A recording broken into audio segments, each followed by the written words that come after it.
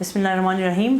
Welcome to the skin care clinic. मेरा नाम doctor Saima Khan है और आज का जो मेरा टॉपिक है वो बड़ा, आप समझे, बड़ा हॉट टॉपिक है। लोग अक्सर मुझसे जब भी किसी फंक्शन में जाती हूँ, किसी पार्टी में जाती हूँ या किसी बर्थडे पार्टी में, तो मुझसे सबसे पहला क्वेश्चन यही पूछा जाता है कि हेयर लॉस के लिए क्या करें। तो हेयर लॉस आजकल एक बहुत कॉमन प्रॉब्लम है और हर दूसरे बंदे को, स्पेशली यंग है, बूढ़े को तो आप छोड़ ही दें, यंग जनरेशन में जो हेयर लॉस का इशू है वो बहुत ज़्यादा है। उसकी बाज़ वजूहात हैं हेयर लॉस की। सबसे इम्पॉर्टेंट चीज़ है आपका डाइट।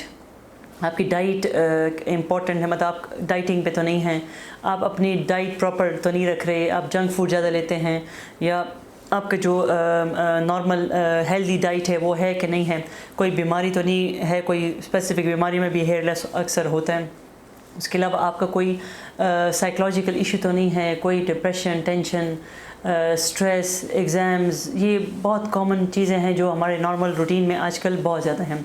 इसके अलावा अगर कोई इंटरनल बीमारी तो नहीं है, कोई इंटरनल इश्यूज़, थायराइड का इशू तो नहीं है, अगर आपका हेयर फॉल में कोई एलोपेशिया तो नहीं है जिसको हम बालचर बोलते हैं। उसके अलावा बहुत सी ऐसी चीज़ें हैं जो आपका हेयर लॉस के सबब बनते हैं। स्पेशली प्रेगनेंसी में, अगर आपका प्रेगनेंसी में बाज़ दफ़ा हेयर जो है आपके बड़े अच्छे हो जाते हैं और बाज़ दफ़ा आपके बहुत ज़्यादा गिरना शुरू हो जाते हैं। बहुत सी ऑटोइम्यून डिजीज़ हैं जिसमें आपका हेयर लॉस बहुत ज़्यादा होता है। तो इसलिए उसमें यह था कि जब भी पेशेंट हम लोग जब प्रेजेंट करता है हेयर लॉस, उसमें फिर उसकी प्रेजेंटेशन बड़ी ज़रूरी होती है। उसमें हम लोग बाज़ दफ़ा इन्वेस्टिगेशन भी करते हैं कि बाज़ इन्वेस्टिगेशन में पता चले कि कोई स्पेसिफिक बीमारी से वो हेयर लॉस तो नहीं है। अगर फॉर एग्ज़ाम्पल वो भी ना हो, या मेल पैटर्न है, मेल पैटर्न का मतलब ये होता है कि नॉर्मल अक्सर यंग जो मेल्स हैं, या जो इवन यंग ख़वातीन भी हैं, लेकिन मेल में ये कॉमन हेयर लॉस का बहुत ज़्यादा है, क्योंकि वो लोग जेनेटिकली जेनेटिकली का, मतलब इसको मैं रिकमेंड ऐसे नहीं बोलूँगी कि जेनेटिकली हेयर लॉस सबका हो सकता है, लेकिन कभी कभी होता है। जब आपका हेयर लॉस का इशू है तो उसके लिए ट्रीटमेंट्स हम लोग रिकमेंड करते हैं कि आप ट्रीटमेंट्स किस टाइप का लेंगे। तो उसमें मुख्तलिफ हेयर लॉस के बहुत कम ही ट्रीटमेंट्स होते हैं। एक टॉपिकल सॉल्यूशंस होते हैं, एक ओरल होते हैं, एक हम लोग इंजेक्टेबल करते हैं। आज का जो मेरा टॉपिक है वो है इंजेक्टेबल ट्रीटमेंट है जिसका नाम है PRP, जिसको प्लेटलेट रिच प्लाज्मा भी बोलते हैं अपनी ज़बान में, और नॉर्मल जो आपका लोकल जो हम लोग मशहूर है वो है PRP के नाम से मशहूर है। इसमें हम लोग ऐसे करते हैं कि फ़ॉर एग्ज़ाम्पल अगर कोई कॉज नहीं है और वैसे ही मेल पैटर्न है तो, और बाल आपके थिन हो रहे हैं, कम हो रहे हैं, तो उसमें फिर हम लोग रिकमेंड करते हैं टॉपिकल प्लस ओरल मेडिसिन के अलावा PRP रिकमेंड करते हैं, क्योंकि PRP के बाद फिर हम लोग हेयर ट्रांसप्लांट पे जाते हैं जो हमारा लास्ट ऑप्शन होता है। उससे पहले हम लोग ओरल, टॉपिकल और PRP। तो PRP में अगर आप उसका तरीका ये होता है कि अक्सर हम लोग पेशेंट को बताते हैं उसका कि ब्लड टेस्ट के अलावा, मतलब कि अगर कोई इन्फेक्शन वगैरह ना हो तो इनका ब्लड लेके कोई 20 cc हम लोग ब्लड लेते हैं और उसको फिर स्पिन करके उसका अपना स्पेसिफिक एक RPM होता है, उसमें हम लोग स्पेसिफिक उससे हम लोग प्लेटलेट निकाल के तो उसको फिर हम लोग इंजेक्ट करते हैं स्कैल्प, पेशेंट के स्कैल्प पे, सर पे।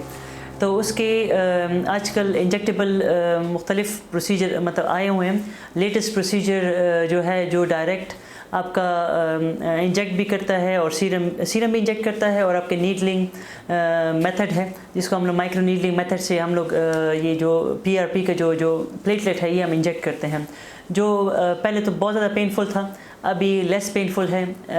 जो लेटेस्ट टेक्नोलॉजीज़ आई हुई हैं माइक्रो नीडलिंग की, तो उससे हम लोग फिर इसको इंजेक्ट करते हैं और इसके डिफरेंट सेशंस होते हैं।